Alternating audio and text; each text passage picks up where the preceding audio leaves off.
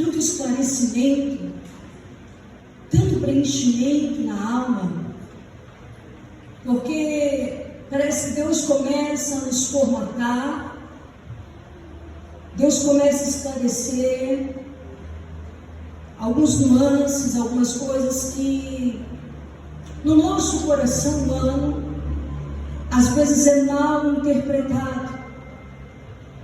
E você observa que existe uma harmonia entre os céus e a terra, porque a Bíblia diz que Deus, Ele começa a sua criação de forma assertiva, e nesse decorrer da criação, Deus Ele cria céus e terra, faz a distinção entre os mares, a separação, e parece que tudo vai bem, parece que está no formato que Deus planejou, e de fato está. E a Bíblia diz então que agora o Espírito Santo, Ele para sobre as águas, e Ele traz um equilíbrio, uma harmonia neste lugar. Mas observe que parece que quando as coisas vão sair do nosso controle, e você vê que tudo tem um tempo determinado, que tudo tem algo específico de Deus, você começa a entender porque de tanta dor, porque algumas coisas nas nossas vidas parece que às vezes não se encaixam, mas a grande verdade é que tudo existe um propósito nisso tudo. E Deus, Ele cria então os seus anjos, e os seus anjos estão ali trabalhando também. Só que o que chama muito a atenção foi quando Deus, Ele cria tudo, mas de repente Ele resolve criar um homem. E não é porque Deus tem problema de identidade, não é porque Deus sofre de dependência e precisa de alguém para estar com Ele, não. E observe que tudo é criado pelo haja, pelo bara. Ele vai criando, Ele vai estabelecendo, Ele vai firmando, e tudo está de acordo com o que Ele quer, porque Deus quis assim. Não foi um terremoto, não foi um cometa, não foi algo que não. Mas é interessante que quando Ele vai criar o homem, Ele não diz haja homem. Ele não diz haja homem. Ele diz assim: nós vamos fazer o homem. Aleluia. Você percebe que nessa expressão existe raciocínio, existe um plano e existe também um projeto dele. Aleluia. Não, você não entendeu, você não é obra do acaso. Quando Deus foi criar você, Ele disse: precisa raciocinar. Aqui tem plano, aqui existe um projeto. Este que eu vou criar vai mudar a estrutura desta terra. Você nasceu para ser a transformação que o mundo precisa. Eu creio. Aleluia. Você nasceu para isso. Você nasceu com um propósito. E quando eu disse, eu pensei, eu analisei, eu disse: meu Deus. Porque aqui agora o contexto é o seguinte: até então, tudo que Deus tinha criado, Ele criou do nada. Do nada. Do nada Ele disse: haja e houve. Ele disse: eu quero assim, foi assim. Ele disse: vai ser azul, vai ser verde, vai ser amarelo, o céu, o sol. Mas Ele disse: disse haja, mas com o homem não, o homem entra na delicadeza, e agora ele diz assim: eu vou criar a partir de outra coisa, porque do que não era eu crio, do que é eu também crio, eu faço, eu estabeleço, porque é o sol que sou. Então Deus tem propósito, Deus tem projeto. Só que Deus dá nome, Deus dá cor, Deus coloca tempero em tudo isso. Porque tudo está no controle dele. Agora olha que interessante. Antes dele criar, observe que o homem só vai existir em Gênesis 2, versículo 7. Mas Deus já fala do homem em Gênesis 1, versículo 26. Você não entendeu porque senão eu já tinha levantado e dado glória. Deus está dizendo para você: ele já tinha sonhado com a tua casa, com a tua casa. Ele já tinha dito: nasceu para vencer, nasceu para dar certo e vai ser vitorioso, porque é meu projeto. Quem é projeto de Deus, pelo amor de Deus, faça alguma coisa.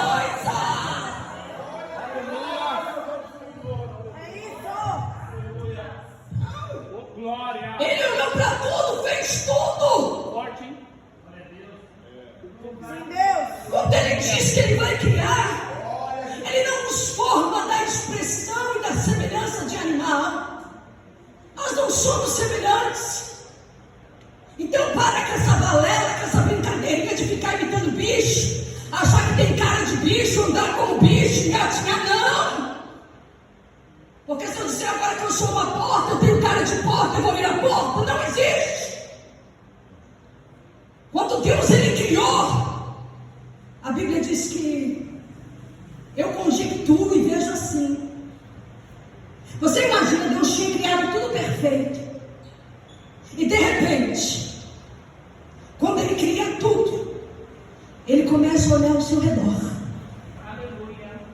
E a Bíblia diz que tudo que ele fez, ele viu que era bom. Aleluia. Aleluia. Ele disse: é bom. Ele disse: é bom. Aleluia. Ele disse: é bom. Aleluia. Só que agora, quando ele cria o homem, oh glória, a Bíblia diz agora é porque você precisa entender o parâmetro de Deus. Quando ele cria o homem, ele olha para o lado, ele diz: está tudo, a conversa está fluindo, o negócio está indo. Só que imagine que agora a conversa não é essa. Mais ou menos assim, eu imagino, a Trindade entra em acordo, e ele diz assim: agora vamos fazer a nossa semelhança. Aleluia. Aleluia. E você tem que entender que aqui tem um princípio, que criar é diferente de formar. Primeiro ele cria e depois ele forma. Primeiro ele cria e depois ele dá vida. Primeiro ele cria, depois ele firma. Primeiro ele cria, depois ele diz: eu vou sustentar. Primeiro ele cria e depois diz: é criatura minha, é feitura minha. Primeiro ele cria e depois ele estabelece o padrão. Primeiro ele cria e depois ele diz: vai ser baixinho, vai ser alto, vai ser fortinho, vai ser negro, vai ser branco. Mas ele diz: é feitura minha e tá por dentro.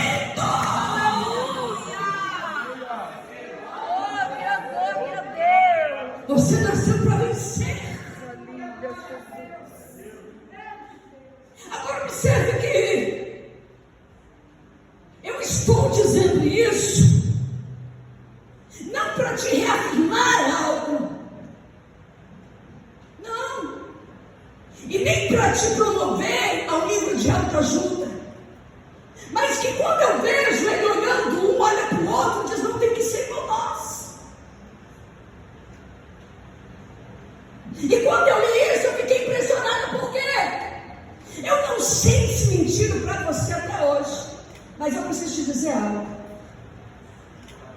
Você é a cara do Pai. Aleluia. Não, você não entendeu. Alguém disse, não.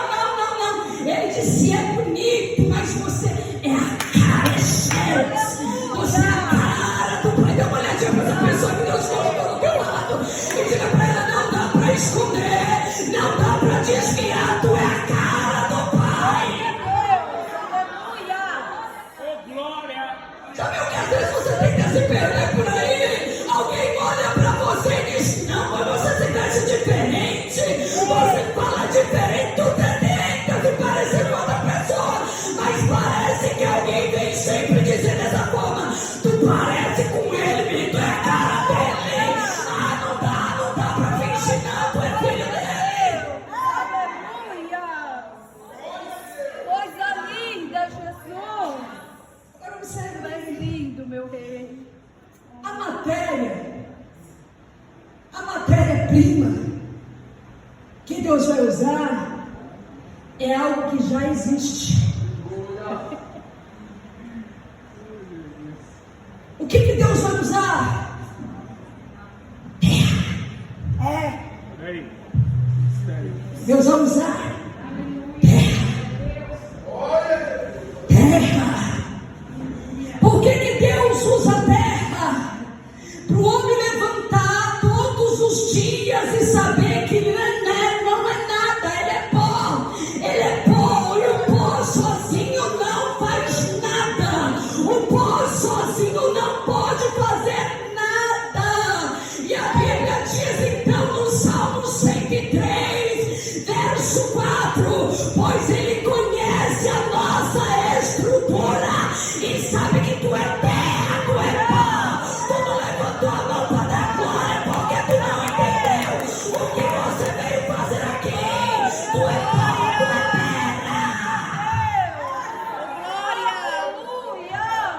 Quando clamando e é pequena chora, graça, tu é pó. Glória a Deus. E só pó tem condição de adorar ele. Aqui não tem lugar para nariz empinado, aqui só tem lugar para o pó. Aqui não tem lugar para quem quer saber mais, aqui tem lugar para o pó. Aqui não tem lugar para quem é melhor que o outro, porque é tudo da mesma matéria. Aqui é pó, é pó, é pó. Ele cai, em pó, levanta a mão e adora o Criador.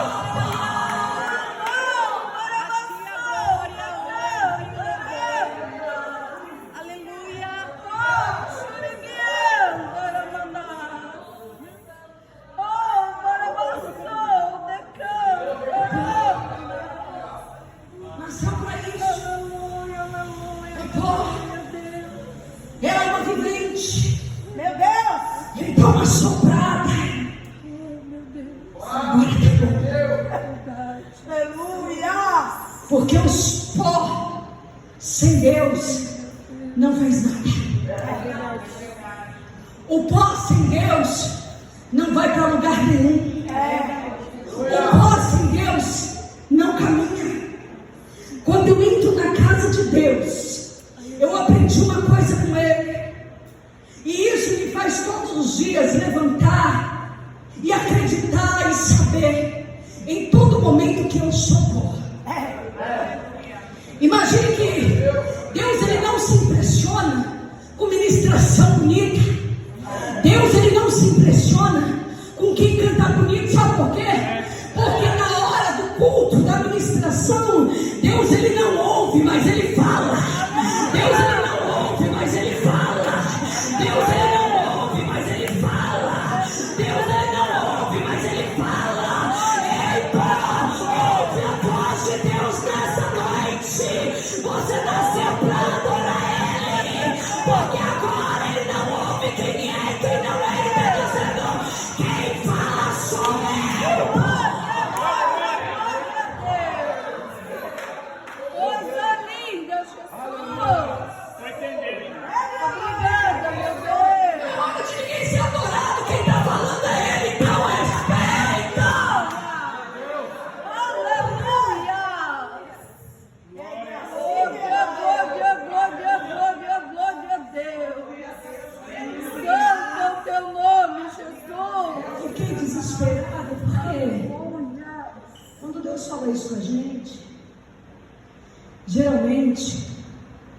Eu até sonho com a mensagem.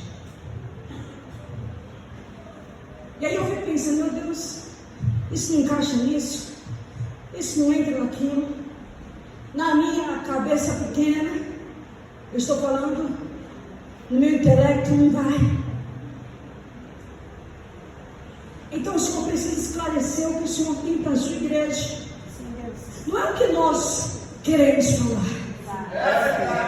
É isso. Porque quem conhece a necessidade do pó é Ele. Aleluia. Verdade. É dessa maneira. E se a gente quer falar muito, o pó achando que pode alguma coisa, e ele está dizendo: pó, fica quieto, fala o que eu te mandar. Jeremias, ei, entra na casa do oleiro, lá tem bastante barulho, pô, mas olha, é lá que eu vou falar com você. Tá bastante barulho, tá uma confusão, mas é lá que eu vou tratar com a tua vida e vou esclarecer algumas coisas. Parece que tudo vai bem. E aparentemente vai. Só que nesse inteirinho e nessa conotação, vou te falar que você queria estar no lugar de Adão. Porque Deus cria, e eu não sei por que nós falamos no jardim do Éden, porque na verdade a Bíblia diz que Deus, Ele criou, plantou um jardim no Éden. No Éden. No Éden. O que Deus está falando para alguém é que Éden, no mais assertivo da palavra, é lugar de delícias. O Éden, no mais exato da palavra, é jardim secreto. Então Deus está dizendo que Ele criou o Éden, não na horta, não, que vai murchar amanhã, não. Deus diz: no Éden eu fechei. Aleluia. Meu Deus. Eu coloquei proteção. Aleluia. Eu coloquei o homem lá, mas está guardado. É o meu jardim particular. Eu deixo lá todo dia. Aleluia. E eu vou dizer por que você queria estar no lugar do Adão. Eu também queria. Observe que lá no Éden, o Adão, ele não tinha necessidade de orar. Adão também não precisa jejuar. Adão também não precisa consagrar sua vida a Deus. Que coisa linda. Imagina para essas pessoas que não sabem nem o que é oração, que nunca mais esqueceu o que é jejum. Você imagina? Como dizia minha mãe, né? Minha mãe saía daqui, ia para Minas, ia lá para casa do meu avô, daí ela ia fazer jejum. Meu avô falava assim para ela assim, meu avô não era crente, e meu avô falava assim para ela: minha filha, a gente faz isso quando não tem nada para comer. E a mãe disse assim: pai, tu não está entendendo de nada. Então Adão não tem essa necessidade. Adão não precisa orar. Adão não precisa se consagrar. O negócio está tudo bonito. Imagina, Deus desceu lá, plantou tudo. E diz: olha, cultiva isso aqui. Só que, irmão, quando eu li isso aqui, eu fiquei assim, falei: meu Deus, como é que pode? Porque no Éden só tem algo que Deus vai pedir. É o princípio da obediência. Meu Deus. Porque é tão difícil obedecer. Deus só pediu isso. Observe que nesse jardim, o problema não é a árvore, como alguns pensam. O problema também não é o fruto, como alguns alguns vão cogitar, como alguns supõem. O problema aqui é a obediência. E o mais interessante, que quando eu vejo essa passagem, o que eu fico assim, pensando, é que, como esse homem não tem a necessidade de descer com Deus, de falar com Deus, de dar, o que acontece aqui, nesse percurso, é que quem, todo dia, na virada do dia, porque Adão não precisa buscar Deus. Você percebeu que aqui deu a hora do culto? Alguém diz: precisa ir lá. Meu Deus. Você imagina que na hora do culto, em vez de você procurar Deus, Deus vai até você. Você imagina que privilégio de Adão? Adão, quem desce para o culto sou eu, cadê você?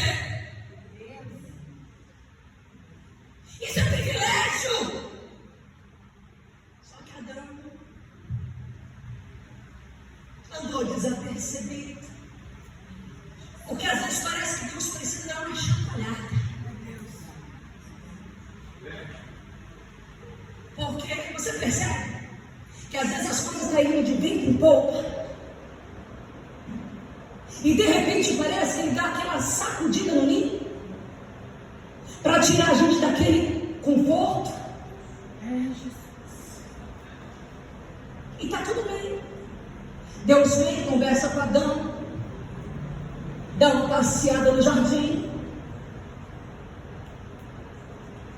Só que um dia alguém conversou com a mulher.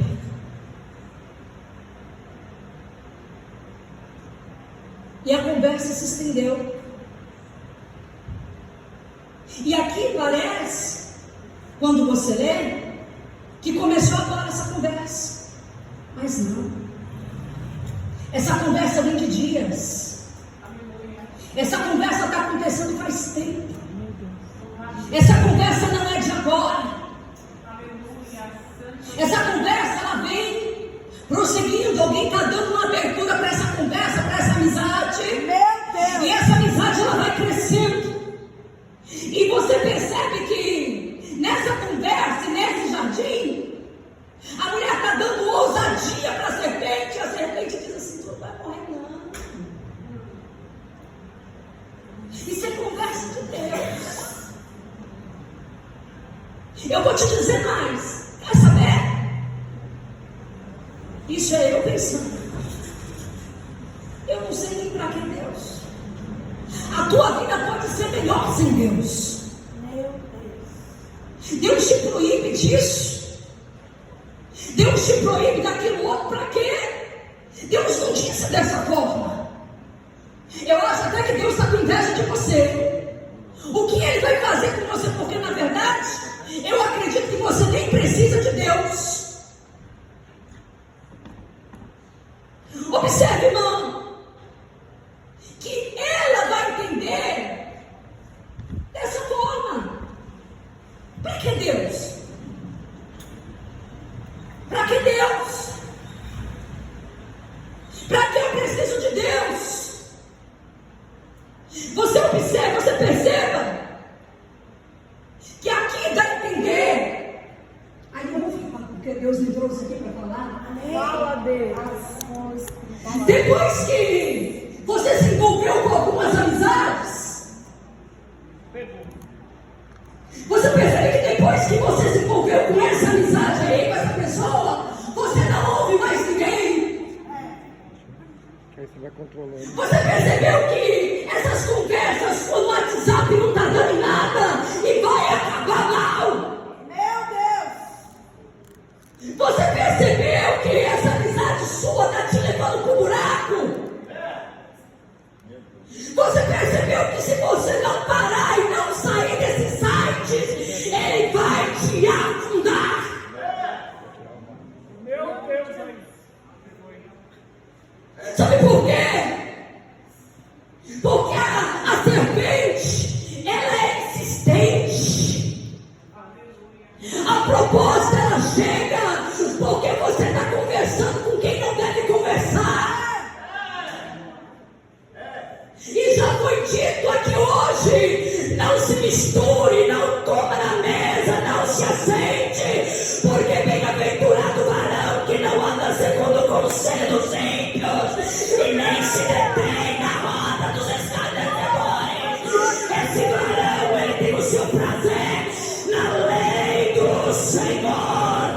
Nela, ele medita de dia e de noite, de dia e de noite. É para meditar na lei dele, na lei dele, na lei dele, na lei dele. Mas como relevância. Para de conversar com a serpente, conversa com o dono do jardim.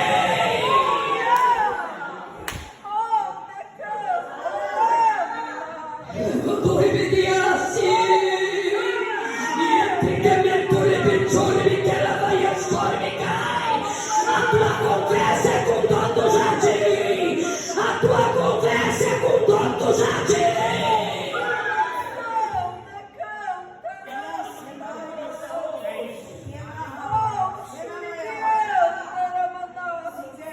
Mas é só uma clicada.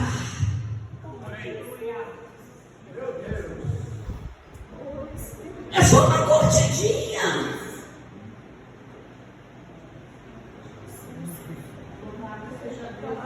Sabe qual é o problema? É que você quer agradar todo mundo. Só que no jardim tem regra. No jardim não é bagunçado. No jardim você não entra e sai a hora que quer. Não, aqui tem regra, tem obediência. Vai entender? No jardim, tu não fica lá com os porcos e depois diz, não aconteceu nada não. Eu venho aqui, eu canto, porque afinal de contas, eu estou dentro do jardim. Não. Deus, ele está dizendo hoje para alguém aqui, está dentro do jardim, não é para fugir, mas é para consertar, voltar. Aqui não vai cantar de qualquer jeito. Fala com a serpente depois de querer falar que não.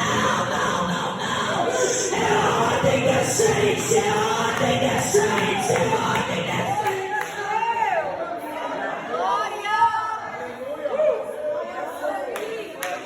Aí depois diz, o povo é frio, o povo não ouve nada.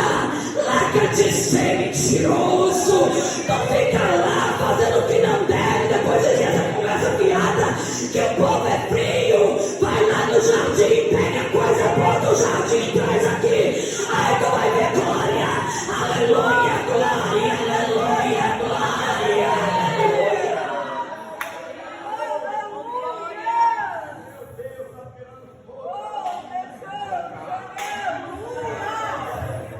Ele está na casa.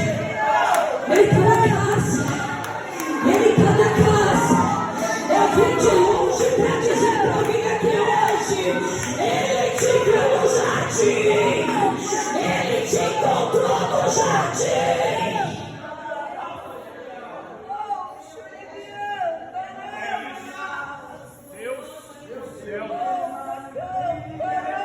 Aleluia.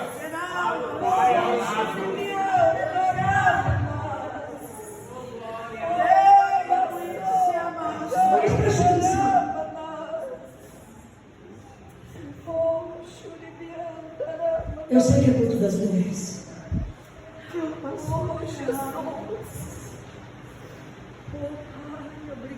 Mas fantástico na história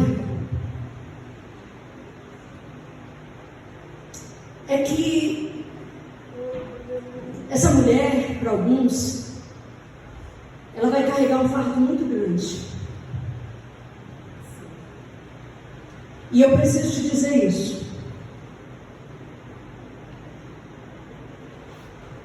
Porque tem hora que as piadinhas não fazem mais sentido. Paulo diz a Timóteo e eu até marquei aqui, se você puder colocar no telão, por gentileza, Paulo diz a Timóteo, capítulo 2, versículo 17, diz assim, eu vou ler a partir do 13, diz assim, porque primeiro foi formado Adão, e depois Eva. E Adão não foi enganado, mas a mulher, sendo enganada, caiu em transgressão. Primeiro foi formado Adão e depois Eva. Nem ligo se você fica com raiva. Olha aí.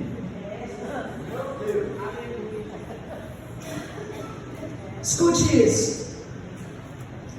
No capítulo 2, do versículo 16 de Gênesis, diz assim, e ordenou o Senhor Deus ao homem, e ordenou o Senhor Deus ao homem, dizendo, de toda árvore do jardim comerás livremente. O que Deus está dizendo aqui? E ordenou o Senhor Deus ao homem. Deus está dizendo aqui para alguém, a responsabilidade nunca foi da mulher, a responsabilidade foi do homem, a responsabilidade não era da mulher, porque a mulher não tinha sido criada, a responsabilidade de proteger o jardim foi dada ao homem. Então para de brincadeira, para de conversa fiada, para de molequice, vai cuidar do jardim. Eita Deus! Olha, pega aí, ó. Pega aí. Vai cuidar do jardim. Paulo disse, primeiro Deus criou o homem, o cabeça daquela casa é você. Arrume essas calças e vai fazer aquilo que Deus te constituiu para ser. Tu é sacerdócio real, tu é povo adquirido.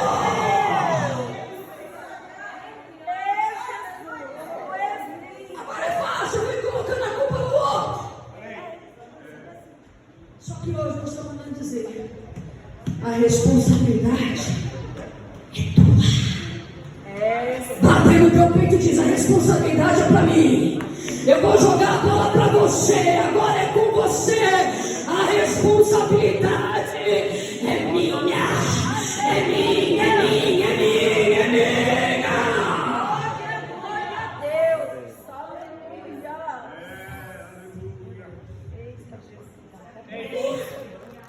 Tá vendo? Tu és fiel, Senhor. Esqueci de editar. Não estou dizendo para você que a Eva não foi enganada.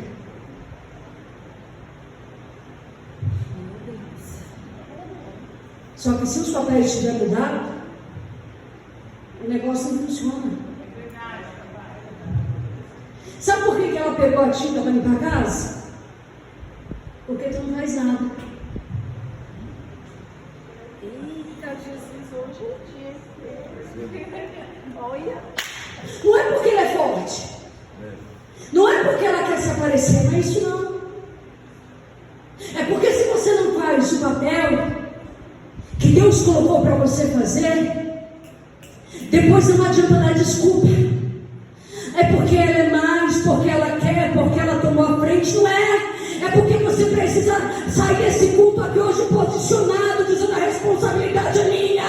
Quem vai cuidar desse casamento é eu. Deus me constituiu sacerdócio dessa casa. O governo está na minha mão. Eu vou partir para cima porque Deus me criou para esse negócio. Glória a Deus. Fica comigo, levanta tua mão e diz glória a Deus. Glória a Deus. Eu estou. Glória a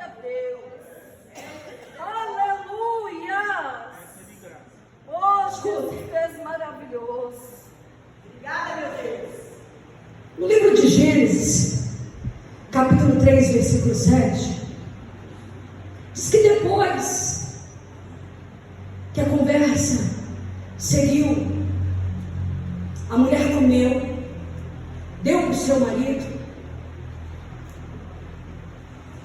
ambos pecaram. Agora é hora de passar a bola para quem tem a culpa, né? Porque alguém sempre vai ser culpado. Alguém sempre vai ser culpado. É verdade. Coisa linda. Ninguém nunca vai dizer a culpa foi minha. E Deus não te trouxe aqui não vai te afrontar, não. Deus te trouxe aqui porque você está guardado no jardim. Amém. Aleluia. E só no jardim nós temos oportunidade de ouvir essas coisas. Lá fora, sabe o que as pessoas vão dizer para você? Você está certo mesmo. Não, ela fez isso com você, faz assim. Quer saber? As mulheres não querem se igualar, ninguém quer se igualar nada, não. Fala essas bestas aí